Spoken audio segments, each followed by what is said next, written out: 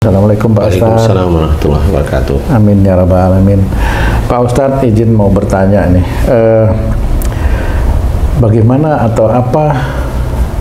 bagaimana kita bisa menjadi orang sabar atau sabar dalam menghadapi ujian dalam kehidupan itu sebenarnya yang seperti apa sih Pak Ustadz? Apakah diem itu maksudnya sabar? Atau yang seperti apa sebenarnya Pak Ustadz? Ya.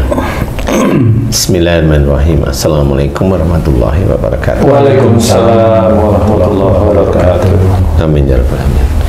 Memang konotasi sabar di masyarakat umum itu diam. Diam. Jadi kalau ada orang diam itu dibilang sabar. Padahal gimana hatinya nggak tahu kan gitu ya. Jadi mamanya innallaha ma'as-sabirin, sesungguhnya Allah itu beserta dengan orang-orang yang sabar atau dekat dengan orang-orang yang sabar. Ya, itu harus disadari bahwa kita ingin dekat atau kita ingin didekati oleh Allah Ta'ala dengan kesabaran kita. Ya harusnya memahami. Umpamanya ya ayyuhalladzina amanu ista'inu bis-sabri was-shalah innallaha ma'asy-syabirin. Jadi dari ayat ini jelaskan bahwa orang-orang beriman mintalah pertolongan, minta pertolongan kepada Allah, ya, minta pertolongan kepada Allah dengan sabar dan sholat. Jadi minta pertolongan kepada Allah dengan sabar dan sholat itu kita kasih contoh minta pertolongan agar kita dibukakan agar bisa menjalankan syariat Islam. Nah itu minta itu sebenarnya. Karena kita tidak tahu bahwa sebenarnya kita itu banyak salah, banyak dosa, banyak ke hal-hal yang memang jauh dari syariat umpamanya, kan begitu ya. Nah di titik itu bukan terus diam kan, minta pertolongan kan nggak diam, berarti kita harus ada ikhtiar, yaitu dengan belajar agama, sunnah Rasul, belajar Quran, belajar hadis, belajar dan semuanya belajar agama yang memang itu mendukung untuk kita bisa mengenal Allah, bisa menguatkan iman kita, ketakwaan kita pada Allah Ta'ala. Nah pada saat minta kepada Allah Ta'ala itulah dengan sabar dan sholat. Jadi pada saat kamu itu ada aktivitas mempelajari agama, ya sabar.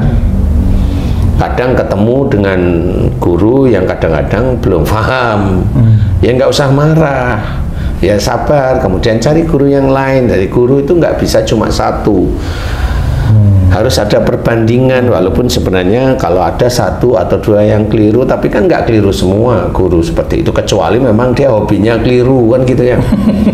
Ada guru yang keliru ya ada. Ya kenapa yang kemarin dihujat sama netizen itu kan ya banyak kelirunya sebenarnya ya, yang agak-agak gondrong itu. Jadi kita harus memahami bahwa belajar agama pun harus dengan sabar. Sabar itu gimana ya? Memang ada proses agar Allah memberikan hidayah, kan gitu. Mohon kepada Allah Ta'ala akan diberi rezeki yang halal dan thayyib, kan gitu nih. Nah pada saat kamu mohon diberi rezeki oleh Allah Ta'ala yang halal dan thayyib, apakah kamu dengan diam?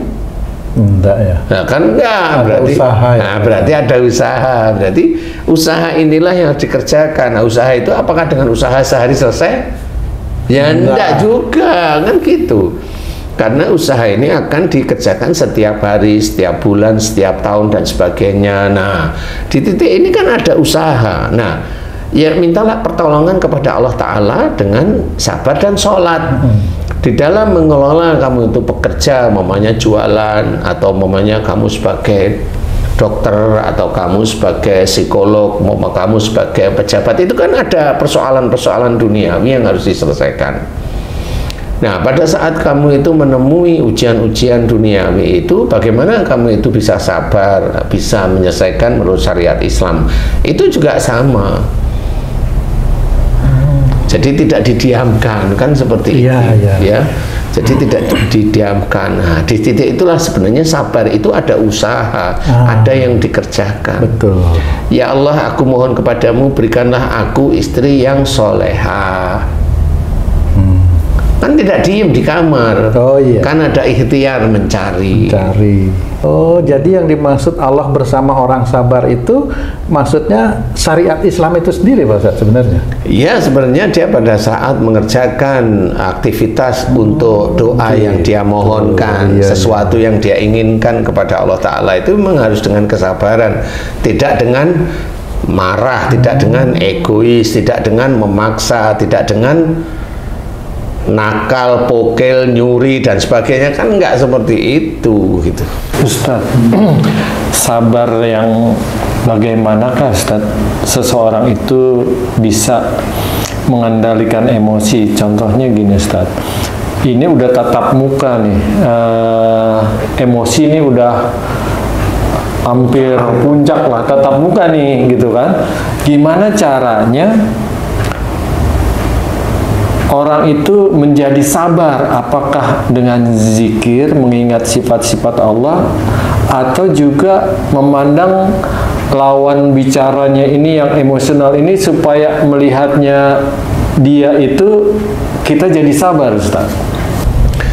Jadi kalau sudah tatap-tatapan seperti itu, ada memang beberapa hal yang bisa kita kerjakan. Tidak pada saat on board ya, pada waktu itu ya istilahnya ya, tidak. Jadi umpamanya kalau memang berzikir terus-menerus pada Allah Ta'ala kan tidak pada saat menemui masalah. Jadi pada saat umpamanya haji itu sehari-hari agak ada waktu kosong, luang, nganggur, umpamanya memuji Allah, beristighfar. Nah itu kan zikrullah, itu kan jelas dilakukan. Pada saat haji itu menemui seseorang yang dia itu bisa menjadikan haji itu emosi, di titik itu haji juga serahkan kepada Allah Ta'ala, namanya memuji Allah, bertasbih memuji Allah. Sama itu meletakkan porsinya. Jadi ini hasilnya bagaimana kan nggak ngerti. Namanya kalau haji tadi bilang orang ini hadap-hadapan kan nggak ngerti nih orang ini siapa. Kalau orang ini orang lain, kalau memang dia ngeyel, ya haji biarin aja. Tinggalkan. Iya, tinggalin aja, karena memang nggak ada urusannya dengan orang tersebut. Tetapi kalau itu adalah anak, nah ini kan harus dihadapi anak ini, dituntun agar dia itu menjadi anak yang soleh atau solehah. Kalau mamanya haji menghadapi istri, masa ditinggal? Oh, ditinggal dia juga nggak mau mamanya. Kan gitu. Ditinggal ngikutin. Ditinggal ngikutin. Nah, jadi kalau itu memang istri kita, ya dikasih nasihat. Menasehati itu termasuk bagian dari sabar? Iya. Oh gitu. Menasehati itu bagian dari sabar. Tegas itu bagian juga dari sabar juga.